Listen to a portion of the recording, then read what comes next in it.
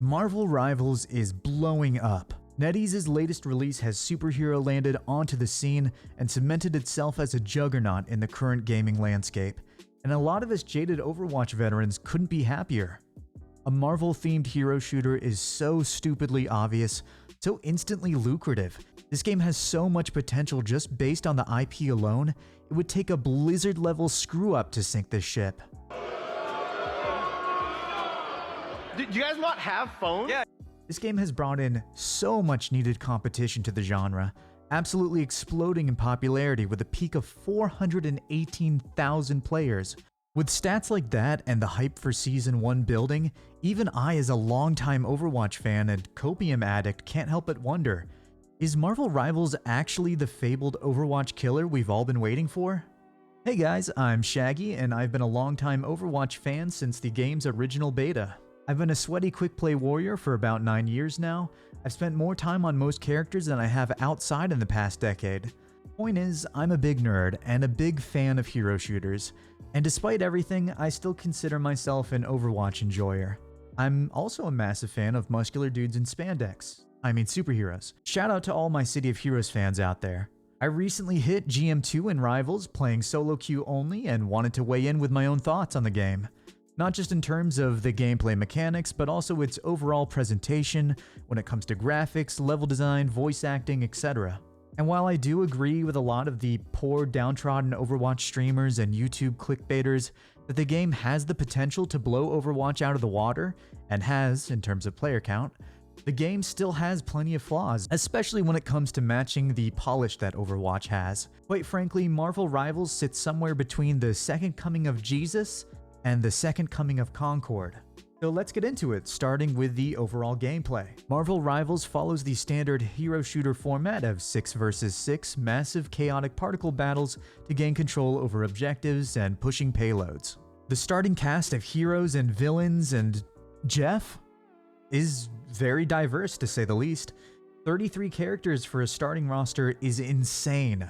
You got your classic Avengers like Captain America, Iron Man, Black Widow, your more niche picks like Moon Knight and Namor, and even deep cut characters like Jeff the Shark and Spider-Man. They really have a great blend of characters in this starting roster, and really seem to be going for variety rather than just pulling the top list of names. And thankfully, most of them have a real nice feel to them, with a lot of thought into the overall gameplay loop and identity of the characters, both thematically, like Spider-Guy's fast-paced web-slinging, bursty-brawly playstyle, or mechanically, like Winter Soldier having this really nice cadence to his kit with him reloading his gun with every ability for a real combo-centric playstyle and an absolute adrenaline rush of an ult. For the most part, characters feel great.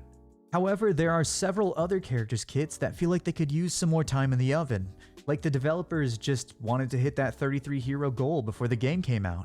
For example, Rocket Raccoon's janky chain gun that you can barely use, or his ultimate just being a joke when compared to the other top supports. It's not that I don't enjoy Rocket, but the poor little trash bandit didn't seem to get the same love and attention in his kit that other characters did, like Luna Snow for example, who beats him in terms of healing, damage, and mods. Wolverine's entire design pivots around cycling one ability that kidnaps tanks and spanks them in the corner. What the hell is up with Storm? Why is she a flying character with bad mobility and an aura that gets worse the higher you actually fly? Why does she shoot out these slow, piddly fart clouds that have steep fall-off damage and need to be constantly reloaded? This is supposed to be Storm, man. Omega level mutant and goddess of the weather? Some of these kits just don't feel cohesive, and I don't mean that just because they're not all balanced in the same way. I mean, you've got Hulk in the game, and yet the best parts of his kit aren't throwing giant slabs of concrete or going Hulk smash, but literally clapping your cheeks with gamma waves and temporarily Hulk 2ing people out of existence. Overall, outside of a couple stinkers, everyone feels strong in some sort of niche and has good room for pop-off moments. But there are a few characters where I'm left scratching my head wondering, who gave the green light on this? Did the playtesters think, yeah, Squirrel Girl's ult launching itself off the map like a bunch of lemmings seems about on par with the Punisher deleting the tanks in about 2 seconds. Balance-wise, the game is obviously not in a perfect state by any means. I mean, it's Season 0, we can cut them a little slack. But the good news is that the real obvious outliers here are very obvious. My experience with comp has been much more pleasant past Diamond, where bans were introduced. Almost every hero is viable to some degree once those bad eggs are removed from the equation. I definitely think that bans should be brought to the lower ranks as well, but maybe I'll change my tune once Hawkeye and Hela can't be played by a quadriplegic Worm or Asmongold. Overall though, like I said, most heroes are good, they all have big pop-off moments, and every role does feel impactful. A unique selling point to Rivals is the team-up mechanic, where different characters have different abilities or benefits by playing alongside other characters, such as Rocket Raccoon being able to ride around on Groot's shoulders and take reduced damage, or Thor giving Storm access to a chain lightning ability. This is such a cool concept overall, but the strength of these team-ups is all over the place. If you bring Adam Warlock with Mantis and Star-Lord, your team now has 3 people that can passively revive themselves every 105 seconds. Hulk gets Doctor Strange and Iron Man juiced on gamma radiation, and now they both deal ludicrous amounts of damage to the point that Hulk is getting banned just for this team-up alone. The other side of the coin is the iconic fastball special, where Wolverine can be picked up and thrown by Hulk, but what actually ends up happening is it points a target directly on Wolverine's ass, or gets tossed directly off the map. There needs to be a middle ground here, where team-ups still offer value, but not enough to make characters feel absolutely gimped balance-wise without them. And speaking of balance, who thought seasonal buffs would be a good idea? 20% more damage just for funsies? You got 4 tanks with seasonal health buffs, and yet Doctor Strange has no seasonal buff and is still easily the strongest one. It's like the devs are giving a baby a lollipop and yanking it right out of that little sucker's mouth come next season. Changing the meta up every season with these broad stroke seasonal buffs just seems like a recipe for disaster. People don't want to pick up who they play based on who the devs' nepo babies are each season. It just seems like a balanced nightmare. Putting that aside though, let's get into the specifics of each role, starting with the beefcakes. Tanks are in kind of a weird spot. I think they need the most help in terms of their overall designs, but at the same time, outside of the top levels of play, they all still feel viable in different situations. The lack of role queue and 6v6 format also means that 2 tank comps and 1 tank comps both feel strong. This leads to a lot less of the frustration you see in Overwatch. There's just quite a few designs here that don't exactly feel cohesive. Thor has this weird balance of shared cooldowns and shared resource management, with a lot of his power budget going into one move that turns him into a total spank machine. Magneto basically feels like an anemic mix of Zarya and Sigma, with a charge mechanic that does basically nothing unless it's fully charged, an underwhelming shield on a resource with a 4-second cooldown attached to it, and a bubble. Just a bubble. His ult though is pretty sick and dynamic, being both a defensive and an offensive ult, and a very personal fuck you button. Like, he's easily an A-tier character, but his kit just does a bunch of stuff and none of it feels particularly fun to play with. Hulk's kit, as I said, has him shooting gamma waves and throwing out gamma shields. Why not do Big Punch? Why not throw Big Rock? Captain America needs a BBL. These are issues you can't just fix through number buffs, at least not just one passive number buffs in most cases. We kinda just gotta live with a few of the tanks feeling like these weird macaroni art amalgamations for now that aren't particularly well designed, but also good in terms of balance. Then we have the DPS, the Duelists, which is by far the largest role with 18 characters in total, and obviously has the most variation in terms of moveset. While there are a couple less than stellar designs in here, most of them feel great and actually impactful, especially when compared to Overwatch's. And I think a lot of this comes down to the game's overall low time to kill.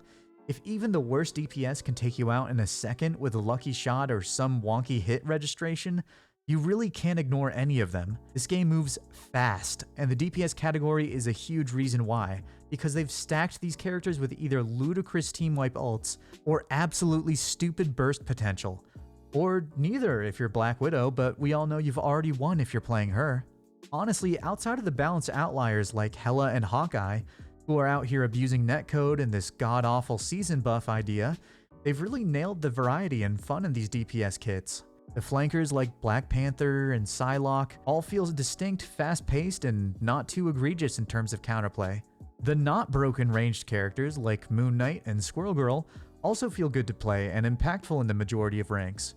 Marvel Rivals even does turret designs right, with Namor being a very strong character with some interesting synergies between his constructions and his primary and secondary fire. He's not nearly as limited by his turrets as characters like Torb or Sim. You know, as a film main, I absolutely despise the lack of balance when it comes to the distribution of characters in each role, but I can't even be too mad when the DPS roster feels this distinct and exciting already. I can be mad now because we're talking about supports.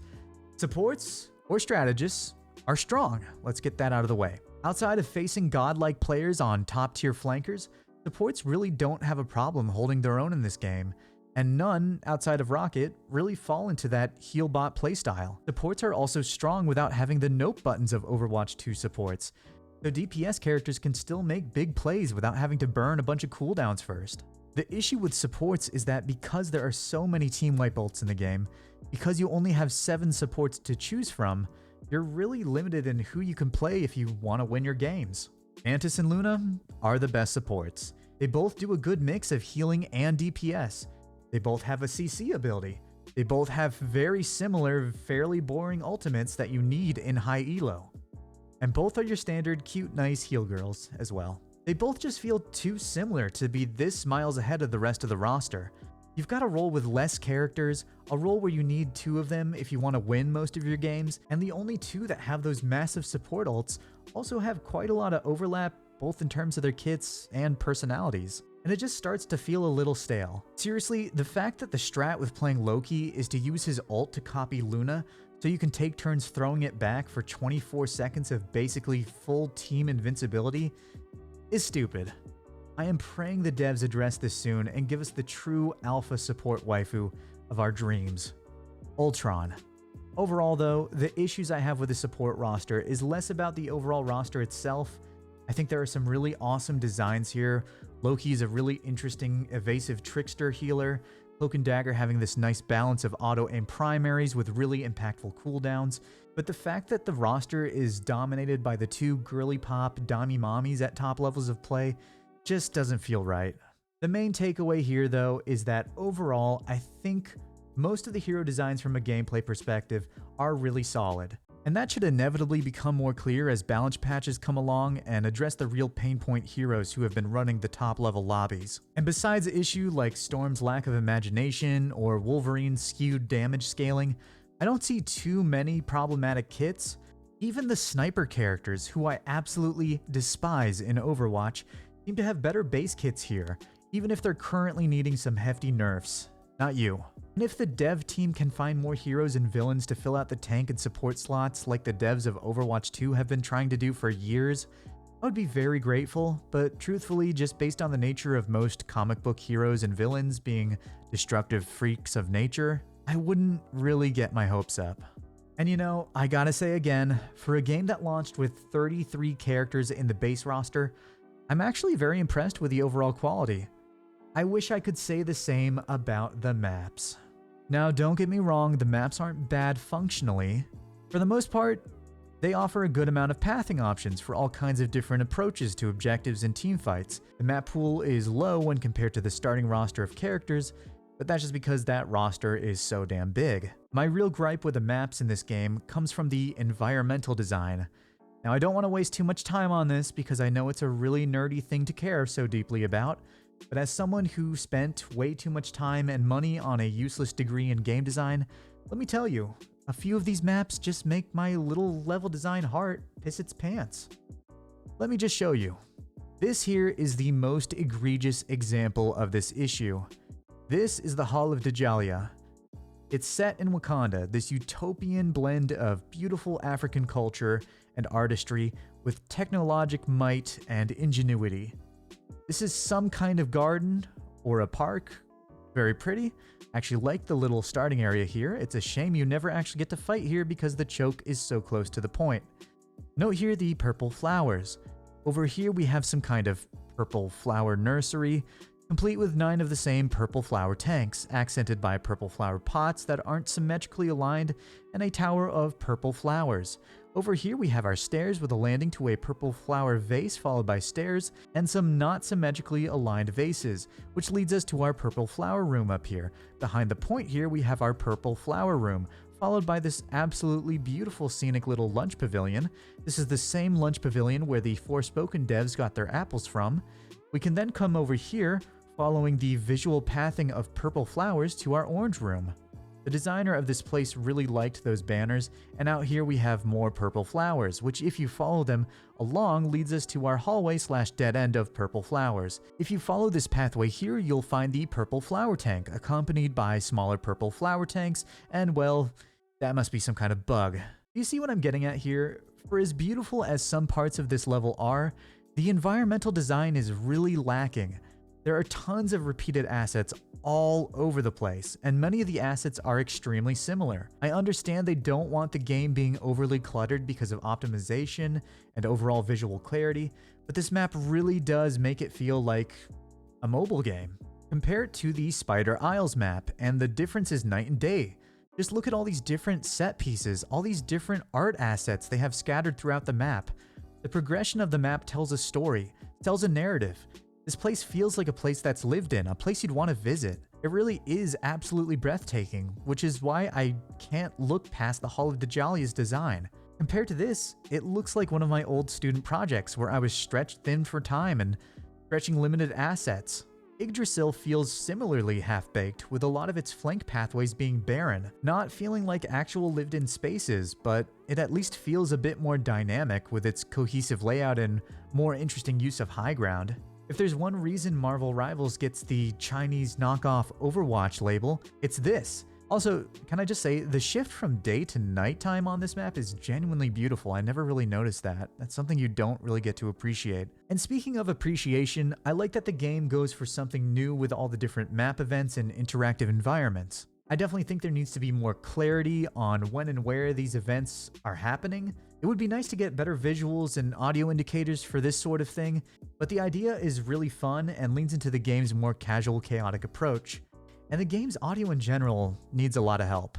Overwatch has entire quiz shows based on the sounds of the cast's footsteps and their feet, but we won't get into that.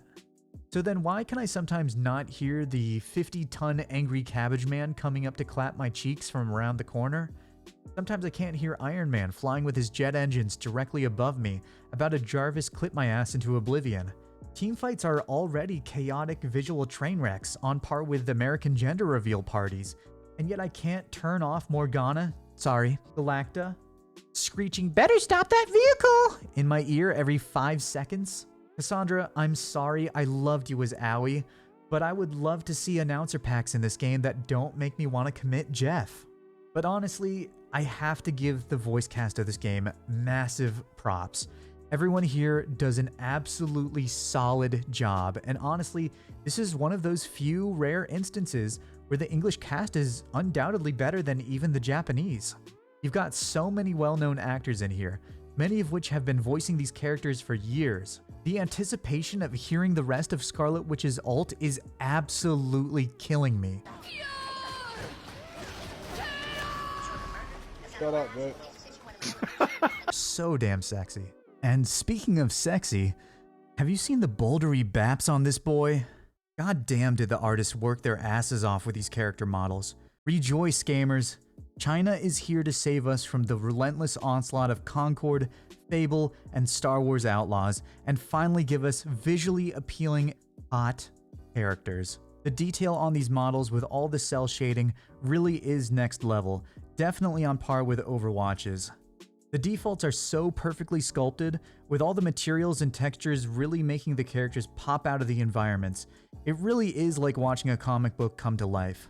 They also do a great job of blending different iterations of these iconic heroes into absolutely peak designs that really encapsulate who they are. Moon Knight's monochromatic look has so much detailing to it, with all the different pieces of armor, the indents, the layering of textures, his iconic hood and cape. Scarlet Witch is deceptively complex and intricate with so many layers, so many different straps, the hair, bro.